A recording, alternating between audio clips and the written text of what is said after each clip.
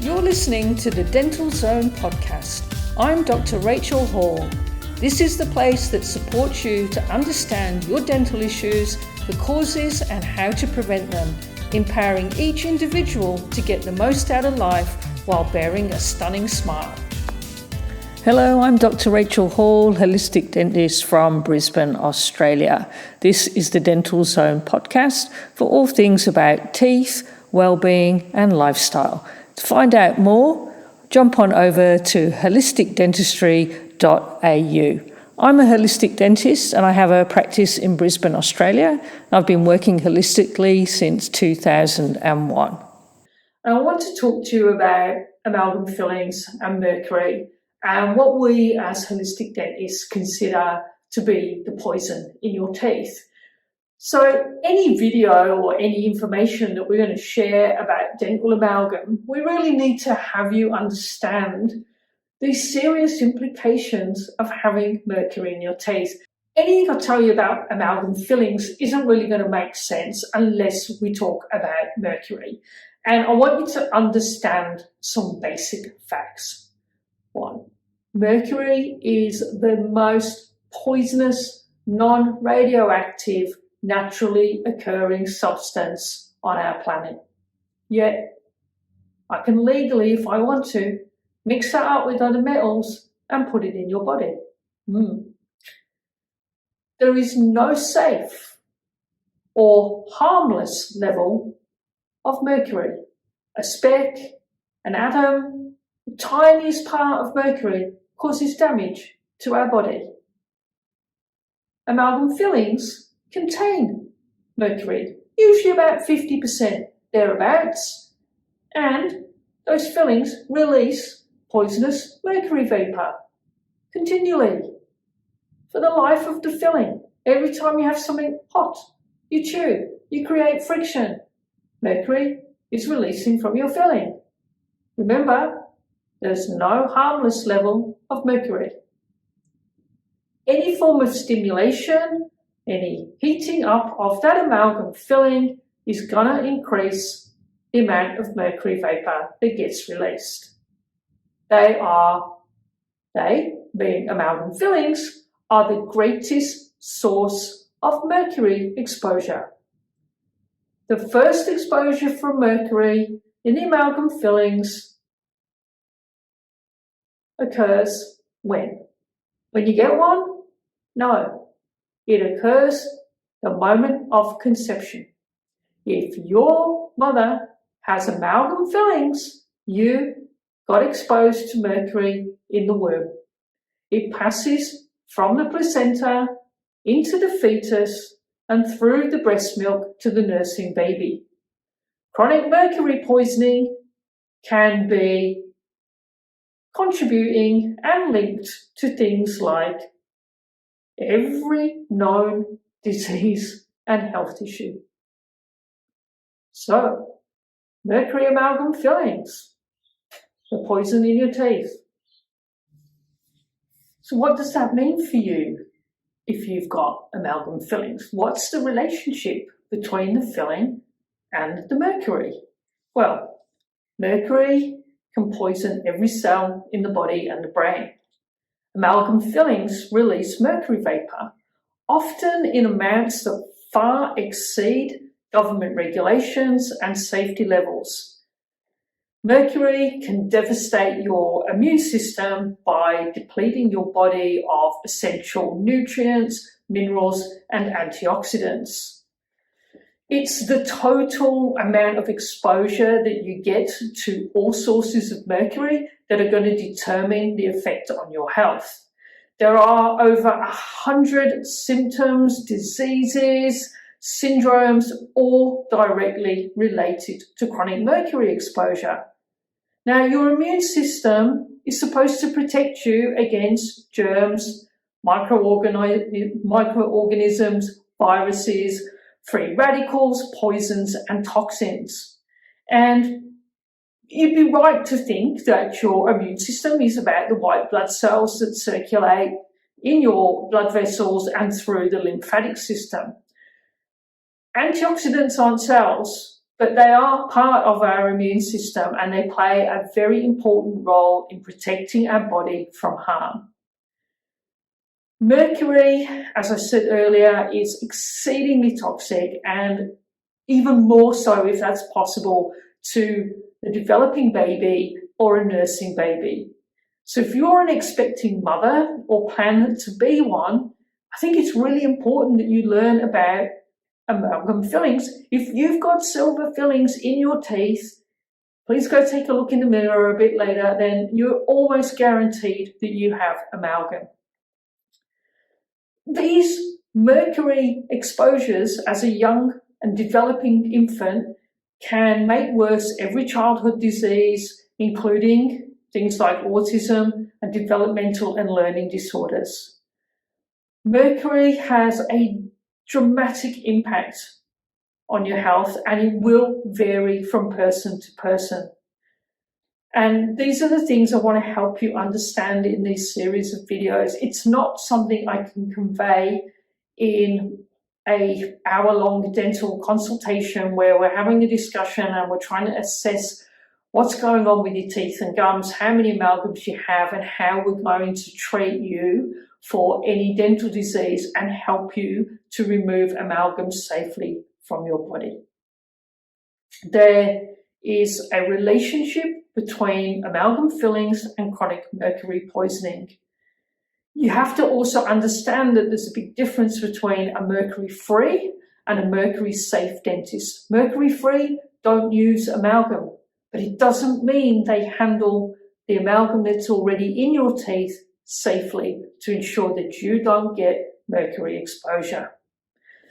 Now, there are terms like holistic, biological, alternative, and natural dentists. And look, there are some differences, but mainly there's similarities. If you're considering getting your amalgams out, then you really want to be looking for a smart, certified dentist who is going to follow all the safety protocols to ensure your mercury exposure during the process is kept to an absolute bare minimum. Now, removing the amalgam fillings from your teeth is only the first step. It's a necessary step, but it's the first step. Those amalgams act like a dripping, leaky tap. Drip, drip, drip, drip, drip of mercury into your body over and over and over. We've got to switch off the leaky tap.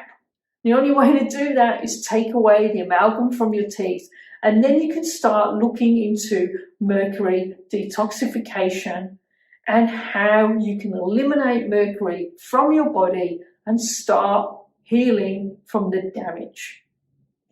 So you might go and see your normal dentist and say to them, what do you think about my amalgam fillings? And this is where the controversy starts to happen, because dentists have been educated and trained to be pro-amalgam. They have been taught that amalgam is completely safe and it's silly to remove it if there's not a problem with the filling or the surrounding tooth structure. And they will believe that they are completely safe and completely harmless. Now, I am happy for your dentist to leave them alone, because when you get them drilled, they're going to release mercury vapor and you're going to get mercury exposure. The dentist who thinks they're helping you and wants to take those fillings out for you and does it with no safety process, in their ignorance, is actually doing you more harm. Dentists continue to say these fillings are a health hazard. The FDA in the United States, the ADA, American Dental Association, Australian Dental Association, the British Dental Association, all tell you that they're harmless, even though there have been many, many studies that prove that these fillings release significant amounts of poisonous mercury vapor. The World Health Organization, though, on the other hand, state there is no safe level of mercury. So where's the disparity? Who do you believe? The vast majority of the scientific community, thousands of mercury-safe dentists, and a lot of government regulatory agencies know without a shadow of a doubt that mercury is a powerful poison and must be carefully monitored and strictly regulated. In 2008, Norway and Sweden completely banned the use of mercury amalgams, shortly followed by Denmark and Germany. And in a lot of the European Union now, the use of amalgam in pregnant women and children under 18 has also been banned. Now, the issue doesn't matter whether your filling is structurally sound or not.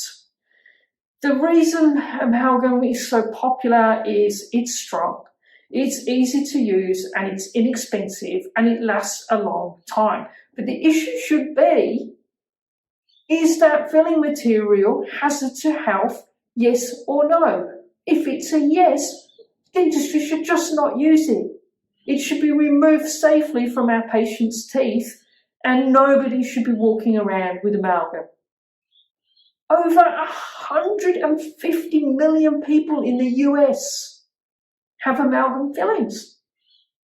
I don't know what that figure is here in Australia, but out of the patients that I see, pretty much 70% or more of them have got amalgam in their teeth.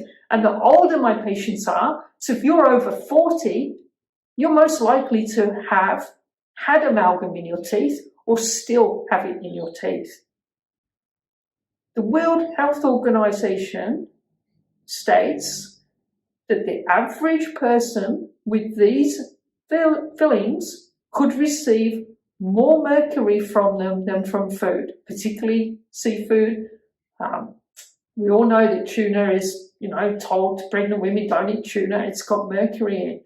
But it's not just from food. They're getting more mercury from food, air, and water combined, just from the amalgam fillings. How can it be possible that mercury is being released from the fillings, yet the dental associations say they're safe? How can that be? My videos, my blogs, and everything that I do as a dentist is about answering these questions, to talk to you about the amalgam fillings so you can make an informed choice. Every story has two sides. I'm also going to try and present a balanced approach. I'm going to respond to the arguments of my colleagues, the governing bodies, the training bodies, so the universities and the educators, to let you decide what makes the most sense. I want you to understand not only the risks, but also what steps you need to take if you're considering getting these amalgams removed so they can be removed safely. I want you to be in charge of your health and your well-being. I want you to be able to make informed, intelligent decisions. I'm going to back up my information with sound scientific evidence, not just hearsay, not just my opinion, but a lot of this information, all of this information, in fact, is backed up by research. I'm going to be factual and offer you the information that you need so you've got the opportunity to choose your health over disease, fatigue, and poor vitality. I don't want you to become a victim of these toxic mercury fillings.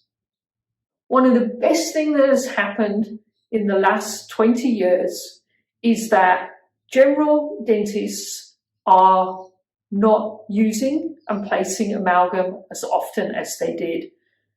In the United States, about 52% are no longer using mercury. I think here in Australia, that number would be higher, would be closer to at least 70 to 80%. And this is a fantastic step in the right direction. But where does that leave you if you've already got amalgam?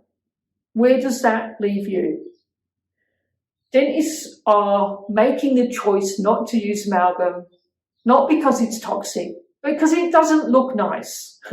And we want you to have fillings that look like your teeth so you can be confident to smile, and that is fantastic.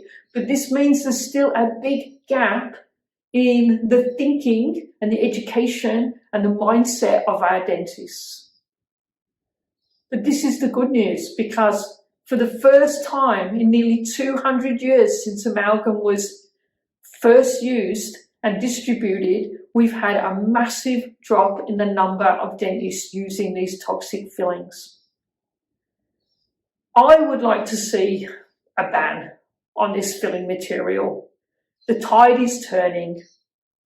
Mercury-safe dentists are no longer the only ones who believe that amalgam is toxic. It's just that many dentists won't say it and they don't speak up because they are fearful of retribution and criticism. So you might ask then, if the mercury that's released from these fillings is so toxic, then why on earth are dentists still putting it in people's teeth? But for now, just understand that if you've got amalgam fillings, they contain mercury. Mercury is considered to be a highly toxic heavy metal to which there is no safe exposure limit. I'm Dr. Rachel Hall. I'm a holistic dentist in Brisbane. Thank you so much for joining me, and I look forward to being with you next time. You've been listening to the Dental Zone podcast with Dr. Rachel Hall. For health, lifestyle, fitness, and a great smile, get in the zone.